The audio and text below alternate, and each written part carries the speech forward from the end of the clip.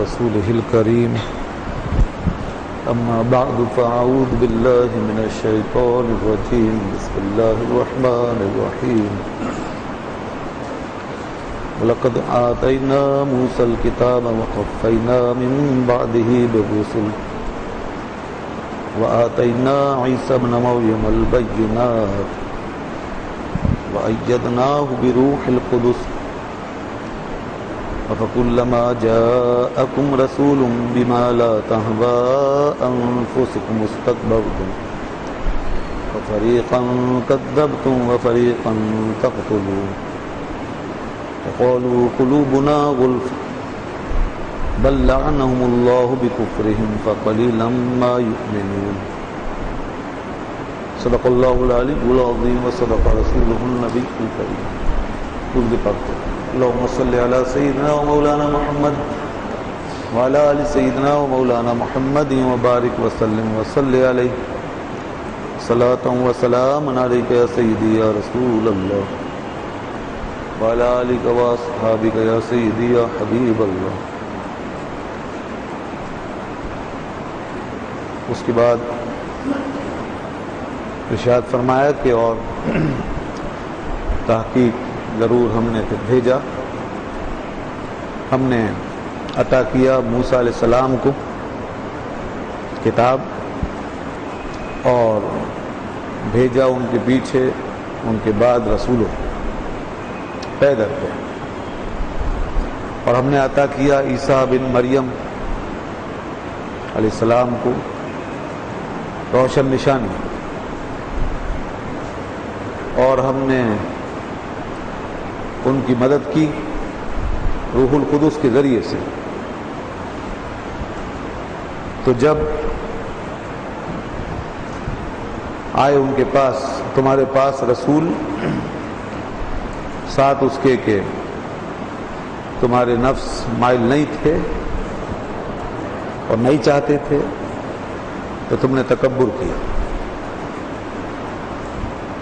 تو تم نے ایک گروہ کو جھٹلایا اور ایک گروہ کو تم قتل کرتے ہو، اور کہا انہوں نے کہ ہمارے دل پردے میں ہیں، حجاب میں ہیں، بلکہ اللہ نے ان پہ لعنت کر دی ان کے کفر کی وجہ سے. تو بہت تھوڑے ہیں جو ایمان لاتے ہیں. یہ ہیں آیتیں جو آج تلاوت کی گئی ہیں، ان کا ترجمہ اور مفہوم پیش کیا گیا ہے. سورہ بقرہ آیت نمبر 87 اور 88.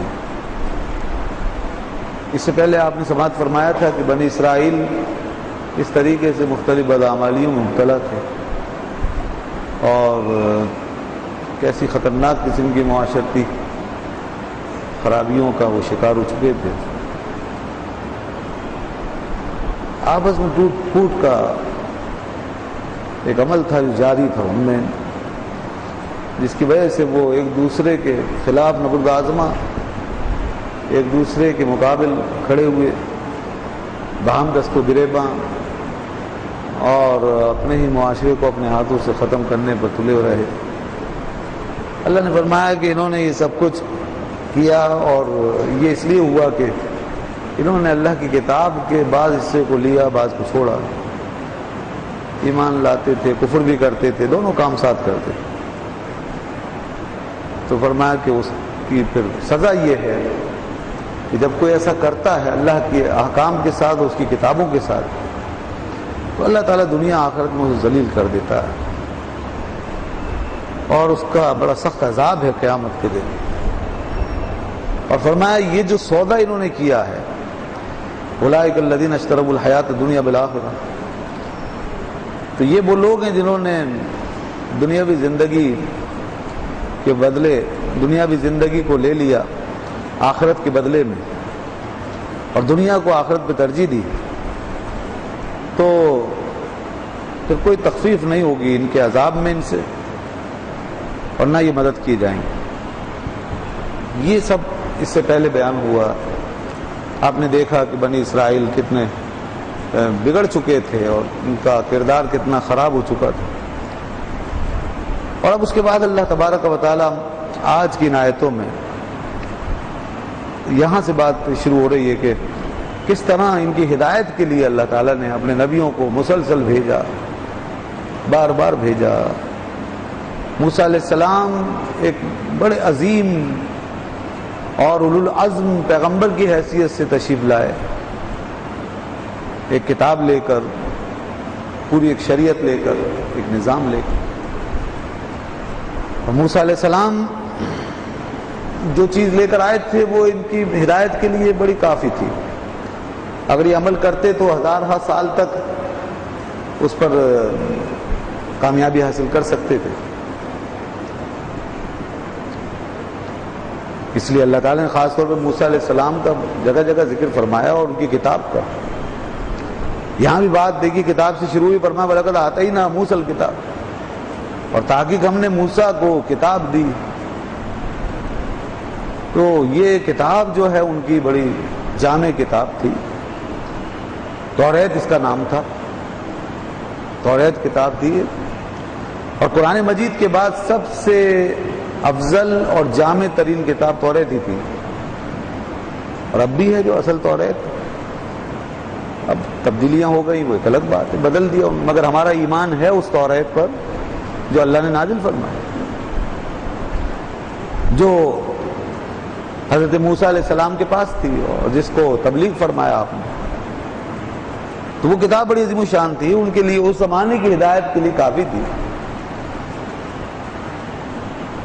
جب یہ نازل ہوئی کتاب تو اس وقت اہل تفسیر نے لکھا ہے، حضرت عبداللہ ابن عباس رضی اللہ تعالیٰ عنہما کے حوالے سے، بڑی وزن دار کتاب تھی، اس کا روحانی وزن بہت زیادہ تھا۔ موسیٰ علیہ السلام کو جب یہ دی گئی تو تختیوں کی شکل میں تھی، الواح توریت جس کا ذکر آتا ہے، تو تختیوں پر لکھی ہوئی تھی۔ وہ کتنی تختیاں تھیں اللہ ہی جانتا ہے، بہرحال وہ اتنی بھاری ہو رہی تھی اس وقت کہ موسیٰ علیہ السلام نے ان کو اٹھانا چاہا تو اٹھا نہیں سکے۔ پھر اللہ تعالیٰ نے ان کی مدد کے لیے فرشتے بھیجے، فرشتے آئے، انہوں نے پھر اٹھایا تو ان سے بھی نہیں اٹھی، اس کا وزن، اس کی معنویت اتنی تھی۔ اور اللہ کا کلام ہے، ظاہر ہے کہ اس کی شان، عظمت و جلال کی کوئی انتہا ہو سکتی ہے۔ جیسا کہ قرآن مجید کے بارے میں اللہ تعالیٰ نے ارشاد فرمایا کہ لو انزلنا هذا القرآن على جبل لرأيته خاشعا متصدعا من خشیۃ اللہ۔ لو انزلنا هذا القرآن، اگر اس قرآن کو ہم نازل کر دیں، اگر اس قرآن کو ہم نازل کرتے کسی پہاڑ پر، بلند و بالا پہاڑ، تو کیا ہوتا؟ لرأيته خاشعا متصدعا، تم دیکھتے کہ وہ پہاڑ کس طرح گڑ گڑاتا ہوا، ٹکڑے ٹکڑے ہوتا ہوا نیچے آ جاتا، اس کی قرآن کی ہیبت کی وجہ سے، اس کے جاہ و جلال کی وجہ سے پہاڑ ریزہ ریزہ ہو جاتا من خشیت اللہ، اللہ کے خوف سے۔ تو کلام الہی توریت بھی ہے، کلام الہی قرآن بھی ہے، تو یہ جاہ و جلال اللہ کے کلام میں ہے، اس کا ثبوت ہمیں ان آیتوں سے ملتا ہے۔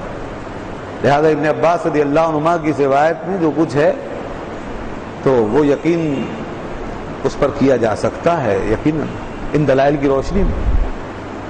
آج کی عقل شاید اس کو نہ سمجھے، وہ ایک الگ بات ہے، لیکن یہ بات ثابت شدہ ہے حقیقت کہ کلام الہی کا وزن ہے، اس کا وزن اللہ اپنی قدرت سے ہمارے لیے کم کر دیتا ہے تو ہم اٹھا لیتے ہیں۔ اسی روایت میں آگے دیکھیے، جب فرشتے نہیں اٹھا سکے تو پھر یہ بھی کروایا گیا کہ ہر سرے پر ایک فرشتہ کھڑا کیا گیا اور کہا گیا پھر اٹھاؤ، تو اس کے بعد بھی نہیں اٹھا۔ توریت کی تختیاں اس وقت بھی نہیں اٹھائی جا سکی۔ اللہ نے فرمایا اے کلیم، تم نے دیکھا یہ ہے میرے کلام کی ہیبت و جلال، بس یہی وہ دکھانا چاہتا تھا۔ اب یہ بات تم پر ظاہر ہو گئی، ثابت ہو گئی، واضح ہو گئی، اپنی آنکھوں سے تم نے مشاہدہ کیا کہ میرے کلام کی ہیبت و جلال کیسے ہے۔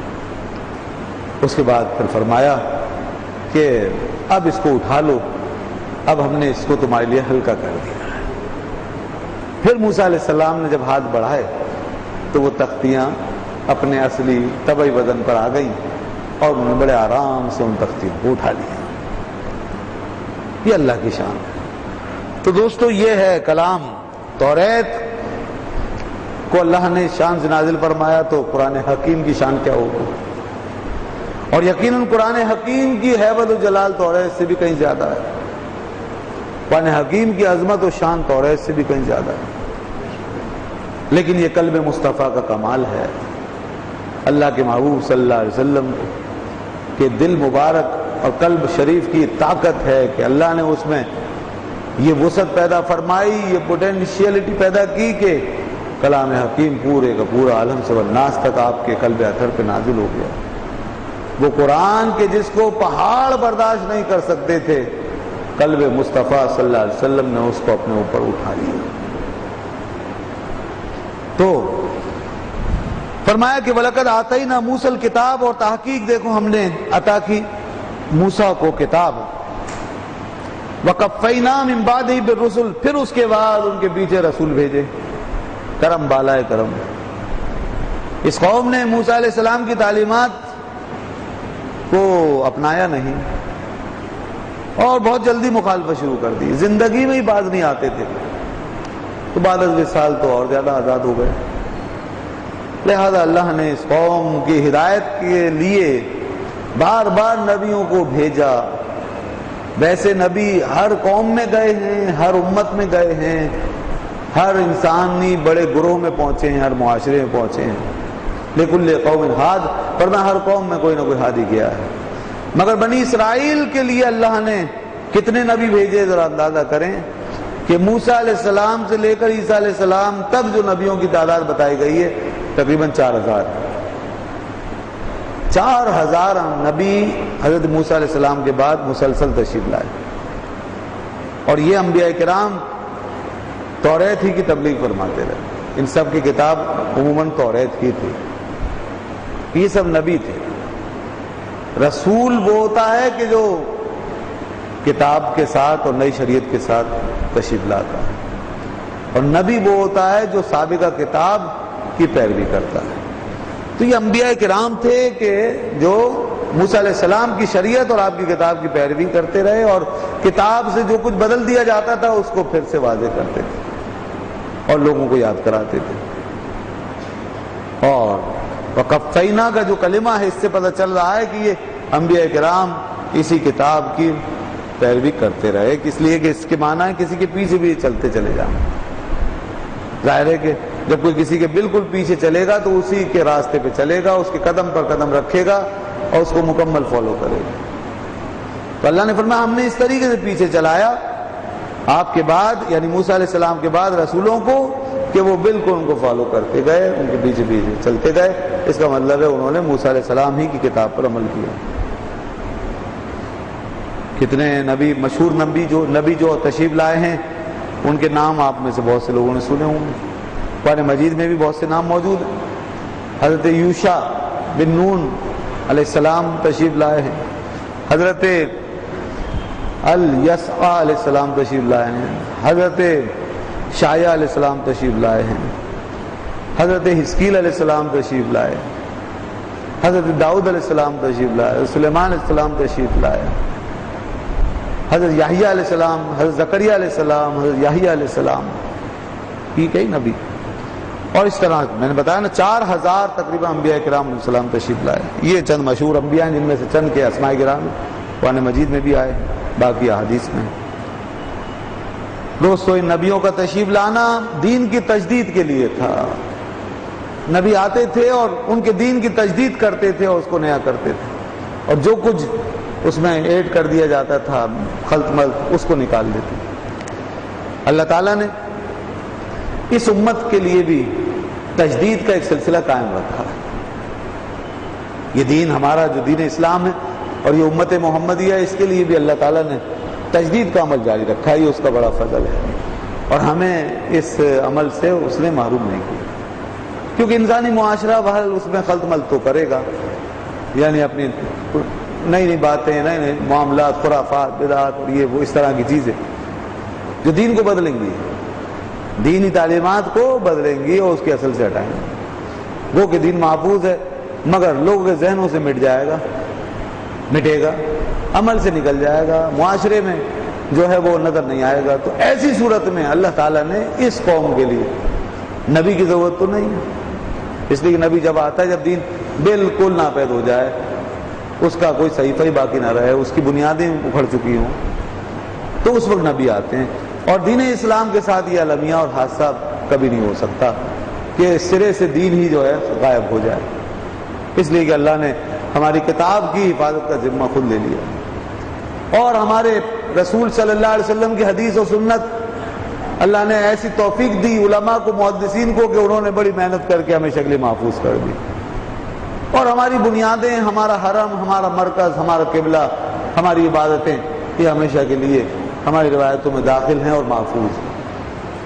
ہاں البتہ لوگوں کی پریکٹس میں کمی بیشی ہو رہی ہے، لوگوں کے عمل بگڑ رہے ہیں، لوگوں کے اندر فتنے پیدا ہو رہے ہیں، لوگوں کے اندر خرابیاں آتی ہیں، اس کے لیے اللہ رب العزت ہر دور میں مجددین کو بھیجتا رہتا ہے، ہر زمانے میں، ہر صدی میں، اور علماء اسلام تشریف لاتے رہیں گے اور وہ دین اسلام کی اس طرح تجدید کرتے رہیں گے کہ لوگ جن کا رشتہ دین سے کمزور ہو جائے گا وہ پھر سے اپنا رشتہ دین سے جوڑ لیں گے۔ تو یہ کام البتہ ہو رہا ہے، ہر دور میں ہو رہا ہے۔ تو اب پیغمبر نہیں بلکہ پیغمبروں کے نقش قدم پر چلنے والے علماء آ رہے ہیں، مجددین آ رہے ہیں، جیسا کہ حدیث پاک میں اس کی وضاحت موجود ہے۔ تو یہ تجدید کا سلسلہ آج بھی جاری ہے مگر علماء کے ذریعے سے، اس لیے رسول اللہ صلی اللہ علیہ وسلم نے فرمایا کہ علماء امتی کا انبیاء بنی اسرائیل، میری امت کے علماء بنی اسرائیل کے نبیوں کی طرح ہیں۔ اس کے بعد ارشاد فرمایا آتینا عیسی ابن مریم البینات، اور پھر ہزاروں سال گزرنے کے بعد عیسیٰ ابن مریم علیہ السلام کا زمانہ آ گیا، اور اللہ تعالیٰ نے عیسیٰ علیہ السلام کو نشانیاں دے کر بھیجا۔ یہاں پر عیسیٰ علیہ السلام کا ذکر صراحت سے کیا گیا، اور رسولوں کا ذکر اجمالاً ہوا، اور نبیوں کا ذکر اجمالاً ہوا، اور عیسیٰ علیہ السلام کا ذکر صراحتاً ہوا۔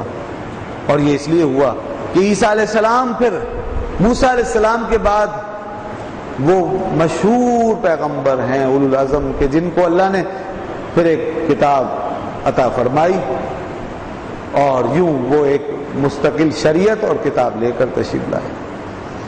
آپ نبی بھی ہیں اور رسول بھی ہیں، اس طرح آپ دنیا میں تشریف لائے، لیکن آپ کی شریعت اور آپ کی کتاب موسیٰ علیہ السلام کی شریعت اور ان کی کتاب سے زیادہ مختلف نہیں تھی، وہی چیزیں تھیں تقریباً، بس کچھ باتوں کی وضاحت، کچھ چیزوں میں نرمی، کچھ آسانیاں، اس قسم کے کچھ احکام تھے جو آپ کی کتاب میں نازل کیے گئے تھے، اور آپ کی کتاب کا نام انجیل تھا۔ موسیٰ علیہ السلام کی شریعت میں کچھ چیزیں بہت سخت تھیں اور اب تک ان پر عمل درآمد کروایا جاتا تھا، لیکن عیسیٰ علیہ السلام کی شریعت میں انہی سخت باتوں کو نرمی سے بدل دیا گیا تھا، اور جو بہت سخت حرمتیں تھیں ان کو حلتوں میں تبدیل کیا گیا تھا۔ یوں عیسیٰ علیہ السلام تشریف لائے اسی قوم کے اندر، فرمایا اور ہم نے عطا کیا عیسیٰ ابن مریم کو کیا؟ کھلی نشانی، نشانیوں کا ذکر فرمایا۔ یہ نشانیاں کیا ہیں؟ یہ نشانیاں آپ کے معجزے ہیں، اس میں آپ کے معجزات، وہ معجزات کے جو بڑے واضح اور بہت مشہور ہوئے اور جن سے ایک دنیا نے استفادہ کیا۔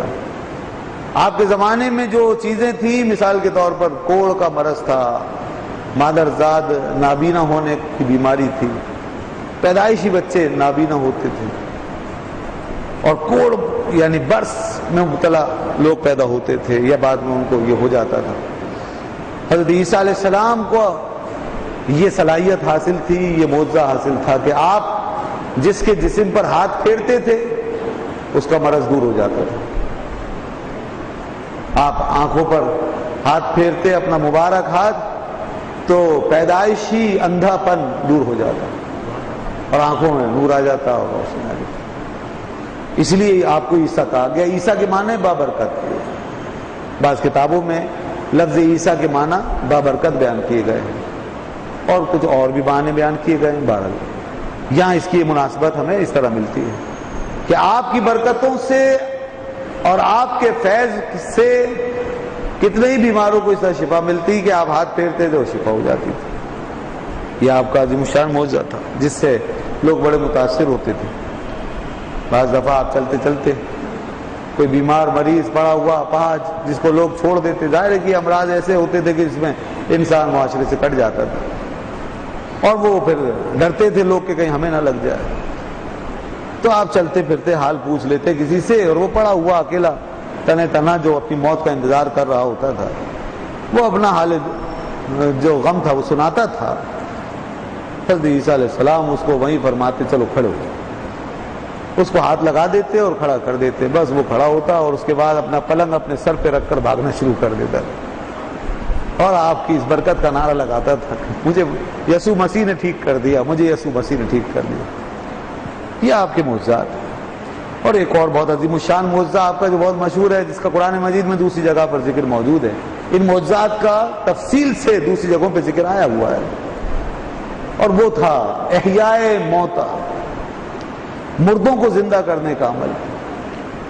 حضرت عیسیٰ علیہ السلام وہ قدیم پڑے ہوئے قبر میں لوگوں کو ٹھوکر مارتے، قم بإذن اللہ فرماتے اور وہ زندہ ہو جاتے. وہ جن کی ہڈیاں گل سڑ جاتی ہیں، وہ جو زمین میں پیوست ہو جاتے تھے، آپ کی ایک ٹھوکر کے نتیجے میں وہ زندہ ہوتے اور کھڑے ہو جاتے تھے. لوگوں نے یہ معجزات اپنی آنکھوں سے دیکھے. دوستو اسی طریقے سے قرآن مجید بتاتا ہے کہ آپ مٹی کے پرندے بناتے اور پھر اس میں پھونک مارتے تو وہ ہوا میں اڑنا شروع ہو جاتے اور زندہ ہو جاتے تھے. آپ کی پھونک میں اللہ نے یہ تاثیر رکھی، آپ کے مس میں لمس میں یہ برکت رکھی تھی جو میں نے ابھی عرض کیا. آپ کی زبان میں کلمات میں یہ تاثیر رکھی تھی کہ قبر پہ کھڑے ہو کر جب قم بإذن اللہ فرماتے تو مردہ زندہ ہو جاتا. یہ ہیں آپ کی برکتیں، یہ تھے آپ کے آثار جسے لوگ چلتے پھرتے مشاہدہ کرتے تھے. اور آپ کے قلب و ذہن میں یہ علم رکھا تھا اور یہ مشاہدہ رکھا تھا کہ آپ فرماتے ہیں نا انبئکم بما تأکلون وما تدخرون فی بیوتکم، میں بتا سکتا ہوں تمہیں جو تم گھروں کے اندر اپنے کھاتے ہو اور جمع کر کے رکھتے ہو. یہ غیب دانی، یہ پوشیدہ رازوں کا علم اور اس کی خبر دینا، یہ انبیاء کی شان رہی ہے. اور اللہ اپنے بندوں کو غیب پر مطلع فرماتا ہے، اس علم سے حصہ عطا فرماتا ہے جتنا چاہتا ہے. ہر ایک کی یہ حیثیت نہیں، ہر معشومہ کی کہما کی کہ اسے غیب کی باتیں پتہ چلے، مگر اللہ اپنے نبیوں کو چنتا ہے، اپنے نبیوں کو یہ حصہ عطا کرتا ہے جتنا چاہے دے. تو دوستو یہ کوئی ایسی بات نہیں ہے کہ جس میں انسان حیران ہو کہ یہ کیسے ہو سکتا ہے. تو اللہ کی شان، اللہ ہی کی شان ہے. بے شک ساری شانیں اللہ کی ہیں، ساری شانیں اللہ کی. علم اسی کی شان ہے، عزت بھی اسی کی شان ہے، عزت بھی اسی کی ہے، ساری عزت اس کی ہے. قل ان العزت للہ جمیعا، وہ فرماتا بے شک ساری عزت اللہ کی ہے. لیکن کیا اللہ نے لوگوں کو عزت دی ہے یا نہیں دی؟ اگر دی ہے تو کیا یہ شرک نہیں ہوا؟ نہیں ہوا، شرک نہیں ہوا. اور جب یہاں شرک نہیں ہوا، حالانکہ اس نے فرمایا ساری عزت اللہ کی. پھر اس کے بعد عزت مانتے ہیں بندوں کے لیے، مانتے ہیں دی ہے اللہ نے، تو شرک نہیں ہوتا. ایسے اگر وہ فرمائے سارا علم اللہ کا ہے، پھر اس کے بعد بندوں کو علم عطا فرمائے، تو یہ شرک کیسے ہو جائے گا؟ جب ساری عزت اس کی ہے اور پھر اس نے عزت دی ہے. دوسری جگہ وہ خود فرماتا ہے وَلِلَّهِ الْعِزَّةُ وَلِلرَّسُولِ وَلِلْمُؤْمِنِينَ، اللہ کے لیے عزت ہے، رسول کے لیے عزت ہے، مومنوں کے لیے عزت ہے. اسی طرح بے شک اس نے علم کے لیے فرمایا سارا علم اس کے پاس ہے. عنده مفاتیح الغیب، غیب کی ساری کنجیاں اس کے پاس، سارے خزانے اس کے پاس. لیکن پھر وہ فرماتا ہے وَلَا يُحِيطُونَ بِشَيْءٍ مِّنْ عِلْمِهِ إِلَّا بِمَا شَاءَ، نہیں احاطہ کر سکتے لوگ اس کے علم کا مگر جتنا اللہ چاہتا ہے اتنا احاطہ کر لے. یعنی جو چاہتا ہے وہ دے دیتا ہے، جس کو چاہتا ہے بتا دیتا ہے. اس لیے اللہ کا علم ذاتی ہے، بندے کا علم عطائی. عیسیٰ علیہ السلام اگر دنیا میں کہیں بھی تشریف رکھتے ہوئے اپنے امتیوں کے گھروں میں رکھی ہوئی چیز کا علم ان کو ہو سکتا ہے اور اس کی وہ خبر دے سکتے ہیں اور بتا سکتے ہیں کیا کھایا اور کیا رکھا، تو آقا دو عالم نبی رحمت سرکار دو عالم صلی اللہ تعالی علیہ وآلہ وسلم سید الانبیاء ہیں، افضل الانبیاء ہیں، اللہ کے محبوب ہیں، سب سے زیادہ مقرب ہیں، سب سے افضل ہیں، سب سے اعلیٰ ہیں. کیا آپ نہیں بتا سکتے کہ لوگ ان کے گھروں میں کیا معاملات ہیں، ان کے دلوں میں کیا؟ ہم تو یہ کہتے ہیں کہ گھر کی بات تو چھوڑو، ہمارے نبی پاک تو فرماتے ہیں مجھ سے تو تمہارے دل کی باتیں بھی پوشیدہ نہیں ہیں. گھر کی بات تو پھر کسی نہ کسی کو پتہ چل ہی جاتی ہے، دل کی بات تو کوئی نہیں جان سکتا. فرمایا مجھ سے تو تمہارا دل بھی پوشیدہ نہیں. فرمایا لا یخفی علی رکوعکم ولا خشوعکم، نہ مجھ پر تمہارا رکوع پوشیدہ نہ خشوع پوشیدہ. اللہ کی شان. فرمایا انی اری ما لا ترون، میں وہ دیکھتا ہوں جو تم نہیں دیکھ سکتے، واسمع ما لا تسمعون، اور وہ سنتا ہوں جو تم نہیں سن سکتے. وما هو علی الغیب بدلیل، اللہ نے فرمایا میرے رسول غیب پر بخیل نہیں ہے. فعلمک ما لم تکن تعلم، اور اے حبیب ہم نے آپ کو سب کچھ سکھا دیا جو آپ نہیں جانتے. تو بہرحال ان آیات سے پتہ چلتا ہے. تو علم غیب مصطفی صلی اللہ علیہ وسلم میں تان یہ جو عادت بن گئی، اور یہ جو ہر بات پہ شرک اور کفر اور یہ فتوے، یہ روش جو ہے قابل غور ہے، لوگوں کو اپنی اصلاح کرنی چاہیے.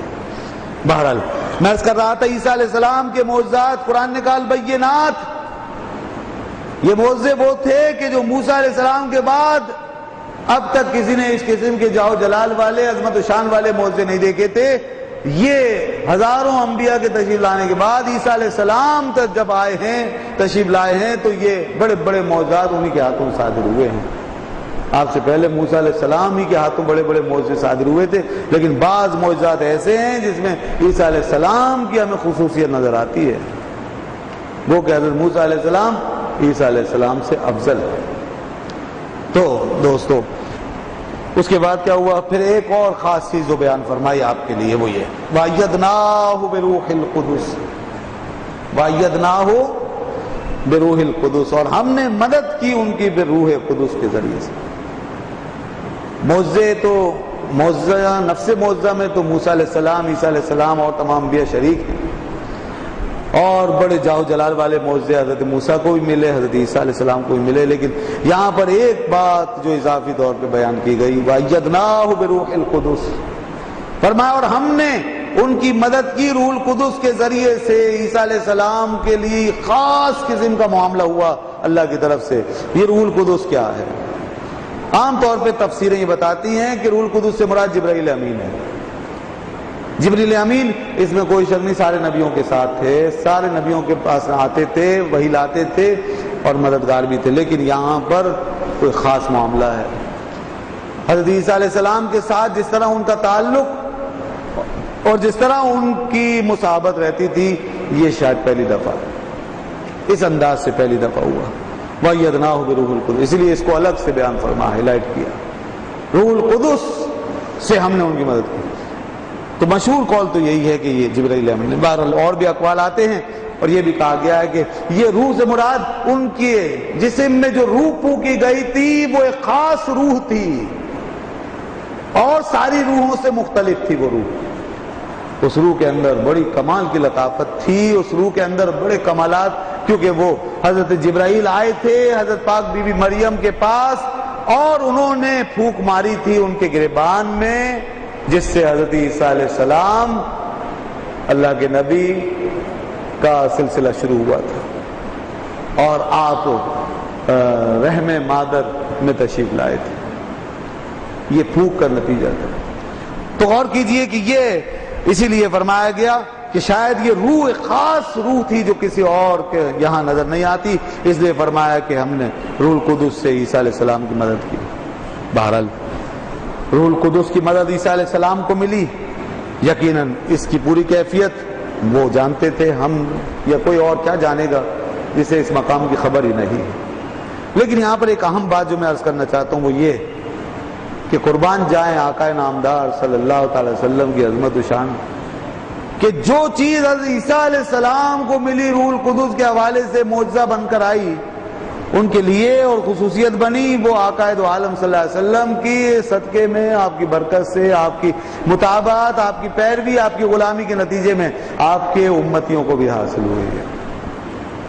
روح القدس کی یہ مدد اور روح القدس کی یہ تائید، یہ چیز آپ علیہ الصلوۃ والسلام کی متابعت و غلامی کے طفیل آپ کے امتیوں کو بھی ملی ہے، بعض امتیوں۔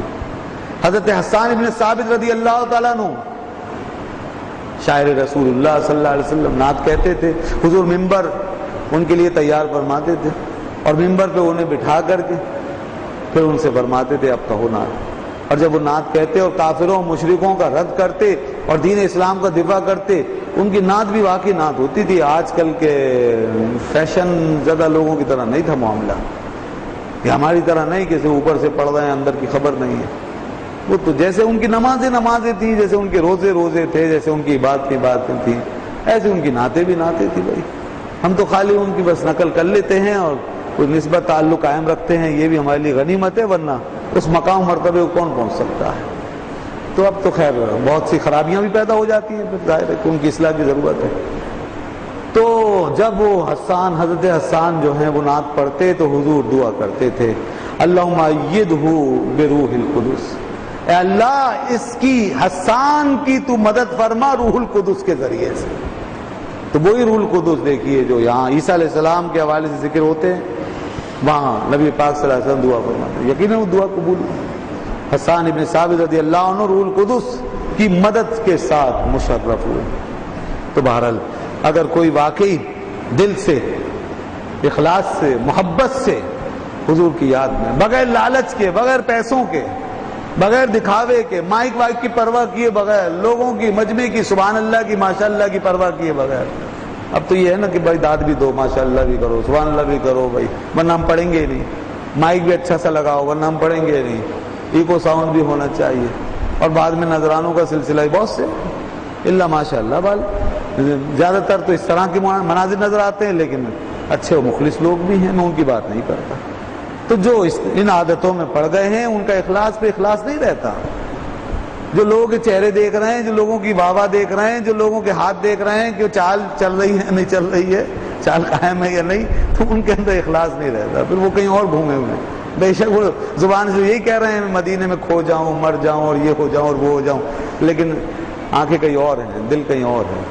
تو اس لیے یہ نعت جو ہے اس وقت جناب آپ کو صحیح معنی میں فیض دے گی جب آپ دل اور زبان کو ایک کر کے اور صرف عشق میں ڈوب کر محبت سے سرشار ہو کے جب آپ پڑھیں گے، اور اس کے ساتھ آپ کو دین کا بنیادی علم بھی ہونا چاہیے، دین کا علم بھی ضروری ہے۔ اب حال یہ ہے کہ نماز کا پتہ نہیں مگر نعت پوری یاد ہے، قصیدے یاد ہیں، نماز کا پتہ نہیں، مسائل کا پتہ نہیں ہے، علماء سے ذرا دور رہنے میں سمجھتے ہیں عافیت، اور نہ استفادہ، نہ کتابوں کا مطالعہ، نہ علم کی بات۔ ظاہر ہے کہ ایسی نافانی یہ کافی نہیں ہے، اس سے کوئی انسان کو ہدایت نہیں مل جائے گی، اس سے کوئی اسے علم نہیں آ جائے گا، اس سے جو کمی ہے پوری نہیں ہوگی، جو کمی ہے وہ رہے گی۔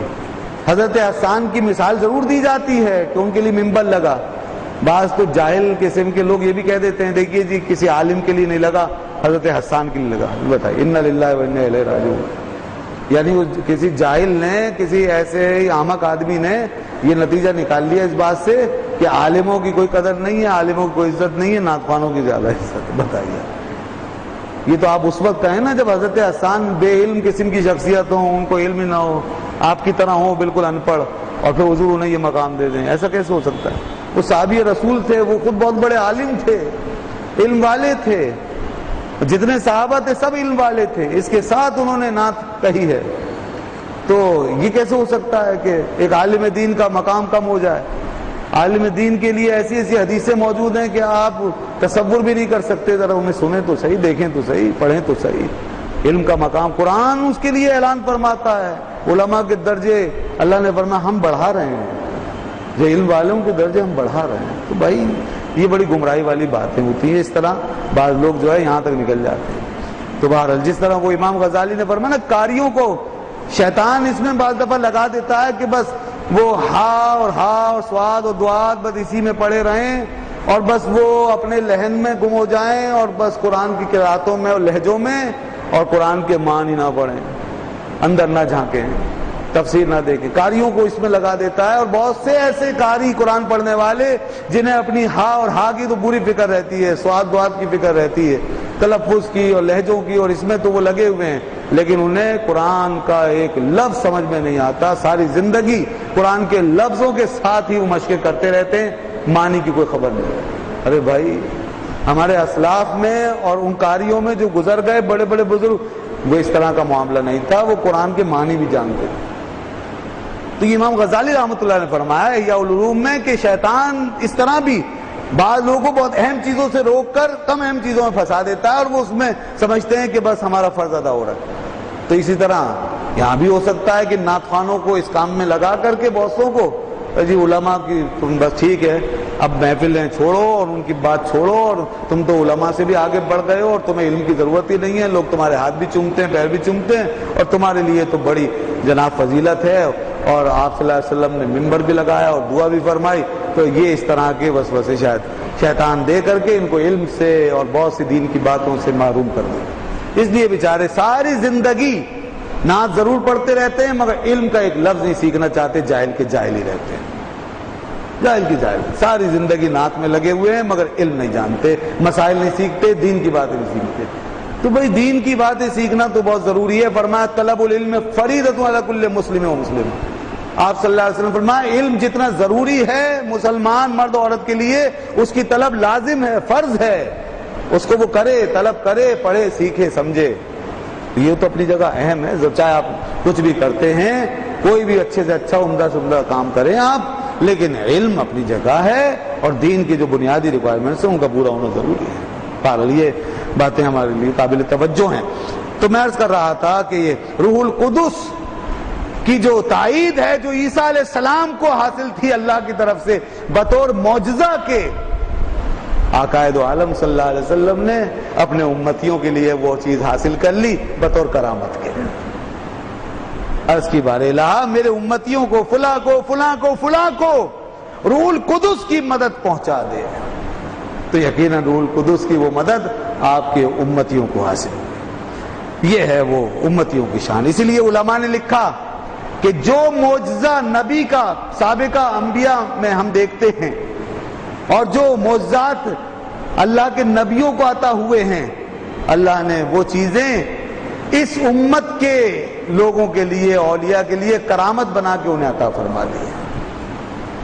وہ معجزے اللہ نے اس امت کے لیے کرامت بنا دیے ہیں، اور آج وہ شانیں ہم کرامت کی صورت میں اولیاء کرام کے احوال میں پڑھتے ہیں اور ہم مطالعہ کرتے ہیں.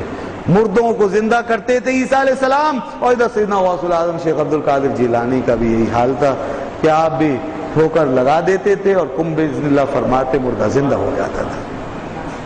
یہ گویا کہ عیسیٰ علیہ السلام کا معجزہ اور حضرت غوث پاک رضی اللہ عنہ کی کرامت. اور پھر دلوں کو زندہ کرنا اس سے بھی زیادہ اہم ہے، جو اس امت کے اولیاء نے سب سے زیادہ انجام دیا کام، اور کروڑوں دلوں کو زندہ کر کے دنیا سے تشریف لے گئے.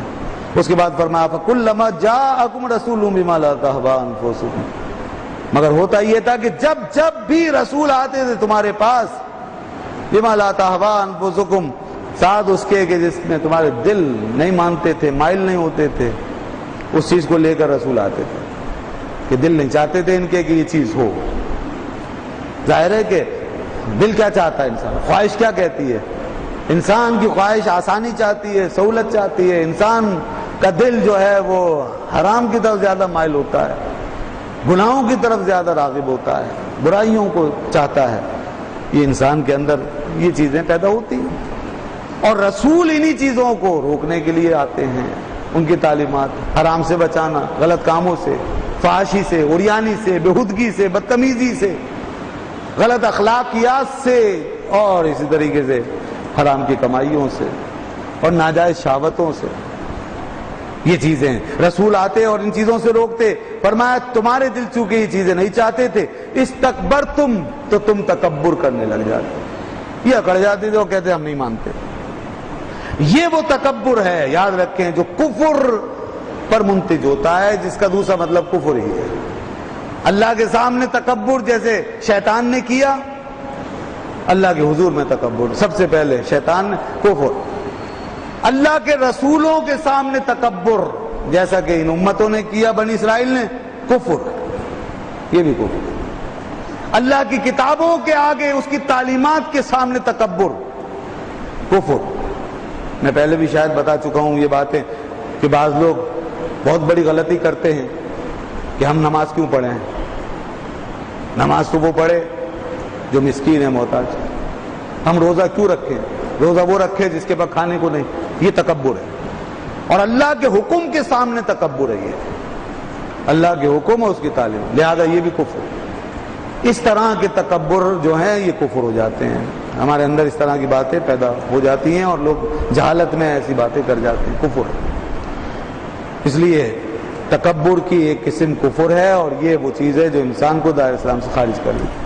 اور ویسے اس کے علاوہ پھر کم سے کم تکبر حرام ہوتا ہے عام حالات میں، مسلمانوں کے ساتھ، لوگوں کے ساتھ، بندوں کے ساتھ تکبر کرنا یہ حرام ہے۔ اور اس کے بھی بڑی سخت وعید فرمائی گئی ہے۔ جس کے دل میں رائے کے دانے کے برابر بھی تکبر ہوگا وہ جنت میں نہیں جا سکے گا جب تک کہ اس کا تکبر نکال نہیں دیا جائے گا۔ اور فرمایا گیا کہ زمین پہ اکڑنے والے اور تکبر سے پیش آنے والے قیامت کے دن چوٹیوں کی طرح کر دیے جائیں گے، جن کو لوگ مس لیں گے اپنے پیروں کے نیچے۔ یہ تکبر کا مطلب بڑا بننا ہے، وہاں اللہ تعالیٰ ان کو اتنا حقیر کر دے گا۔ تو اس لیے دوستو تکبر بہرحال بہت ہی مایوب چیز ہے۔ فرمایا فَفَرِيقًا كَذَّبْتُمْ وَفَرِيقًا تَقْتُلُونَ، پھر نتیجہ یہ نکلا کہ جب تم متکبر ہوئے تو تم نے نبیوں کو جھٹلایا، انبیاء سے ایک بڑی جماعت، ایک گروہ کو تم نے جھٹلا دیا، کذبتم، انکار کر دیا ان کا، جھٹلا دیا ان کو، وَفَرِيقًا تَقْتُلُونَ، اور دوسرا گروہ وہ تھا نبیوں کا جن کو تم اپنے ہاتھوں سے قتل کرتے رہے۔ بلکہ اس میں تو مضارع کا صیغہ استعمال فرمایا گیا، تقتلون، اس کا مطلب ہے قتل کرتے رہے اور کر رہے ہو۔ کیا وجہ ہے کہ کذبتم، جب تکذیب کی بات کی تو ماضی فرمایا کہ جھٹلا دیا، اور جب قتل کی بات کی نبیوں کے لیے، نبیوں کو، تو پھر مضارع کا صیغہ کہ یہ کام گویا ابھی بھی جاری ہے۔ مضارع کا مطلب ہوتا ہے جو حال میں جاری ہو، مستقبل میں، حال میں سے جس کا تعلق۔ تو یوں یہ جو فرق ہے اس کے پیچھے بال ایک حقیقت ہے، اور وہ حقیقت کیا ہے توجہ فرمائیے کہ یہ بنی اسرائیل جھٹلانے کا کام تو یکلخ کر چکے تھے نا، یہ تو عمل ہو چکا، جھٹلانے کا کام کر دیا، سارے نبیوں کو جھٹلایا، اور پھر آقا دو عالم صلی اللہ علیہ وسلم جب تشریف لائے تو آپ کو جھٹلا دیا، تو یہ تو ماضی بن گیا۔ لیکن قتل کرنے کے حوالے سے یہ قصہ ماضی کا نہیں تھا، بلکہ یہ آپ صلی اللہ علیہ وسلم کے زمانہ حیات میں بھی، حیات مبارکہ میں بھی جاری تھا، اور اس حوالے سے ان کی سازشیں باقاعدہ چل رہی تھیں۔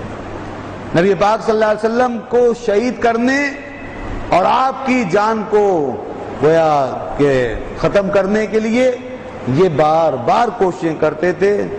کبھی زہر دیا گوشت میں ملا کے، خیبر کے مقام پر زہر دیا، اس سے آپ صلی اللہ علیہ وسلم تناول بھی فرمایا، مگر اللہ نے آپ کی جان کی حفاظت فرمائی تھی، اس لیے اس وقت اس زہر کا کوئی اثر نہیں ہوا۔ پھر اسی طریقے سے کبھی انہوں نے جادو کیا اور اس کے ذریعے سے آپ صلی اللہ علیہ وسلم کی جان مبارک کو ختم کر دینے کی کوشش کی۔ اسی طریقے سے کبھی انہوں نے اوپر سے ایک بڑی بھاری سل پتھر گرا کر آپ کو شہید کرنے کا پروگرام بنایا، اور کبھی آپ کو اونچے بلند پہاڑ سے دھکا دے کر گرا کے شہید کرنے کا پروگرام بنایا۔